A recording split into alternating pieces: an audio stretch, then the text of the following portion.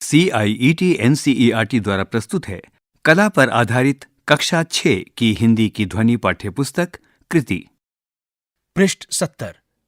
अध्याय 10। गीत लेखन।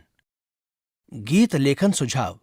लेखन को प्रतिस्पर्धा के रूप में नहीं, सहयोग के रूप में लें और दूसरों को प्रतिक्रिया देते समय रचनात्मक और सकारात्मक रहने का प्रयास करें। गीत लेखन। उद्देश्य: गीत लेखन के माध्यम से अपनी सोच और विचारों को श्रोताओं तक पहुंचाने के लिए एक अनूठी पहल करना। गीत लेखन के बारे में जानने के लिए एक वीडियो को देखें। वर्णनात्मक लेखन। आप जब किसी वस्तु, स्थान या अनुभव को विस्तार पूर्वक लिखते हैं जिससे कि पढ़ने वाले को उसकी एक संपूर्ण छवि दिखने लगे, तब उसे वर्णनात्मक लेखन कहते हैं। 1. अपने गीत के संदर्भ का विस्तार पूर्वक वर्णन करें ताकि श्रोता उन्हें सुनकर उसकी छवि बना पाएं। 2. अपनी सभी इंद्रियों का प्रयोग करें और इसकी दृश्यता, सुगंध, अनुभव आदि के विषय में बताएं। 3. अपनी कल्पना के माध्यम से किसी अपरिचित विषय का विस्तृत वर्णन कीजिए। 4. अपने लेखन को दूसरों के साथ साझा करें ताकि उनकी राय जानकर आप और अच्छा कर पाएं। ये इस प्रक्रिया का एक महत्वपूर्ण भाग है। 5. दूसरों के लेखन को भी पढ़ें ताकि विविध दृष्टिकोण ज्ञात हो सकें। वर्णनात्मक लेखन को सीखने के लिए ये वीडियो देखें। गतिविधि 1। स्वयं से प्रयास करें। किसी पेड़ के बारे में वर्णनात्मक लेखन करें। यहां पर एक वृक्ष का चित्र है। गतिविधि 2। किसी परिचित या प्रचलित स्वर लहरी अर्थात धुन को आधार बनाकर एक गीत लिखें। किसी प्रचलित धुन पर किस तरह बोल लिखे जा सकते हैं, ये जानने के लिए इस वीडियो को देखें। उदाहरण के लिए ट्विंकल ट्विंकल लिटिल स्टार को चुनते हैं। हमने इस गीत को कई बार सुना है। इसकी धुन बा बा ब्लैक शीप और प्रचलित अंग्रेजी वर्णमाला पर आधारित गीत ABCD से भी मिलती है। इसी धुन पर आधारित अपना एक गीत लिखें। ट्विंकल ट्विंकल लिटिल स्टार के बोल के कुछ उदाहरणों के लिए ये वीडियो देखें। पृष्ठ 71। कर्नाटक संगीत में नोटू स्वरम या नोटू स्वर उन रचनाओं को कहा जाता है जिन्हें विख्यात मुत्थुस्वामी दीक्षितर ने लिखा है। नोटू स्वरम शब्द अंग्रेजी के नोट और तमिल के स्वरम शब्दों के मिश्रण से बना है। इन रचनाओं के संगीत अधिकांशतया पाश्चात्य संगीत पर आधारित हैं। दीक्षितर ने कुल 39 नोटू स्वरम की रचना की है। विख्यात भारतीय गीत नोटू स्वरम श्यामले मीनाक्षी गीत को सुनें और इस गीत की धुन पर अपना गीत लिखें। गतिविधि 3। अप्रचलित या अनोखे स्वर माधुर्य के आधार पर एक गीत लिखें। स्वर माधुर्य गीत की ऑडियो धुन को सुनें और अपने शब्दों में उनके बोल लिखें। आप नोटू स्वरम को भी सुनकर उसके संगीत पर अपने बोल लिख सकते हैं। पद्य लिखना सीखें। किसी भी कविता या गीत में पद्य की महत्वपूर्ण भूमिका होती है। इसका एक कारण यह है कि पद्य हमारे कानों को ये समझाते हैं कि पंक्ति कौन से स्थान पर बदल रही है। पद्य गीत में व्यक्त विचारों को भी श्रोताओं तक पहुंचाने में सहायता करते हैं। इसका कारण यह है कि जब शब्दों को पद्य के रूप में बोला जाता है तब लोग अधिक ध्यान से सुनते हैं। उदाहरण के लिए cat, bat, mat, love, above, hand, understand. पद्यांश की रचना सीखने के लिए वीडियो को देखें। गतिविधि 4। सौर मंडल अर्थात सोलर सिस्टम के गीत को सुनें। सौर मंडल गीत। वर्ष 1। गीत के बोल इस प्रकार हैं। I am Mercury, the smallest. I am closest to the sun.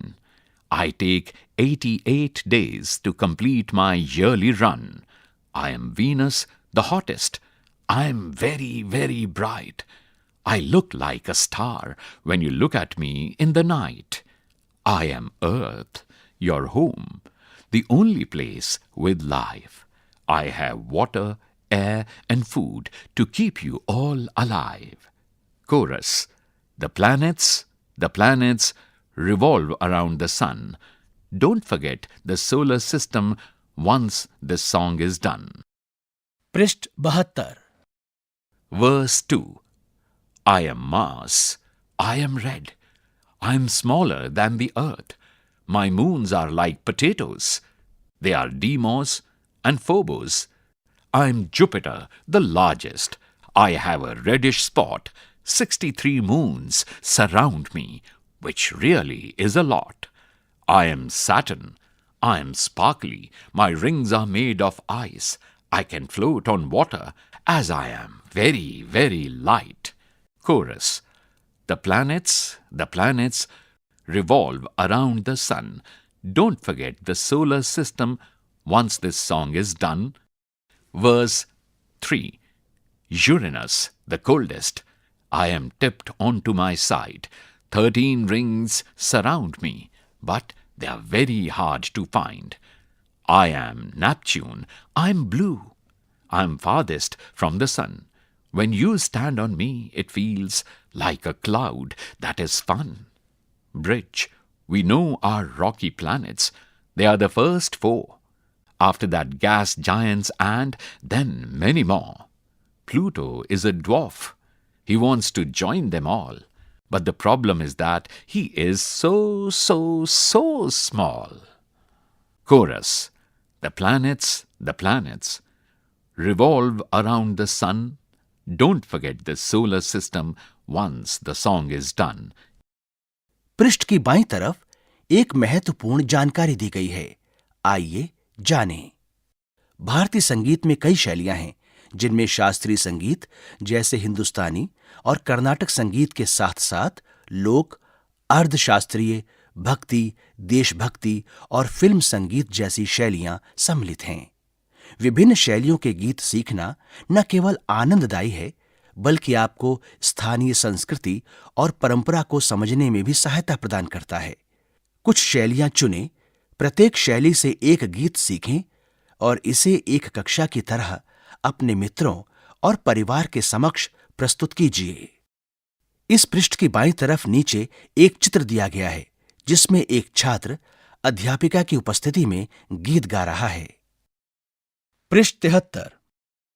याद रखें, किसी पद्म योजना के अंतर्गत गीत या कविता की पंक्तियां या अंत के शब्द एक दूसरे से मिलते हैं। उदाहरण के लिए मान लीजिए किसी कविता की पहली और तीसरी पंक्ति एक दूसरे से मिलती हों, जिसे हमने क का नाम दिया। इसी तरह दूसरी और चौथी पंक्ति भी एक दूसरे से मिल रही हों और हमने उनका नाम ख रखा। परिणाम स्वरूप इस पंक्ति का पद्य होगा क ख क ख। गतिविधि 5। अगले संभावित पद्य को पद्यांश योजना से भरें। The sky was dark in the morning. The sun didn't shine as bright. The day is set for mourning. I miss the warmth of the light. रिक्त स्थान। सृष्टि। कई लोगों को प्रचलित गीतों को सीखना और गाना अच्छा लगता है। वहीं दूसरी ओर कुछ लोगों को स्वरचित गीत गाना पसंद है। अगर आप लेखन के माध्यम से अपनी भावना व्यक्त करना चाहते हैं, तो स्वयं लिखें और सुर दिए गए गीत को अवश्य गाएं। यहां पर एक रिक्त स्थान भी दिया गया है, इसे आप स्वयं भरें। अध्याय 10 समाप्त। अभी आप सुन रहे थे कक्षा 6 की हिंदी की ध्वनि पाठ्यपुस्तक कृति। वाचन स्वर प्रवीण शर्मा, ध्वनियांकन मंजू कुमारी, निर्माण सहयोग अरशद अहमद, निर्देशन तथा निर्माण विमलेश चौधरी। यह ध्वनि पुस्तक CIET NCERT नई दिल्ली भारत द्वारा प्रस्तुत की गई।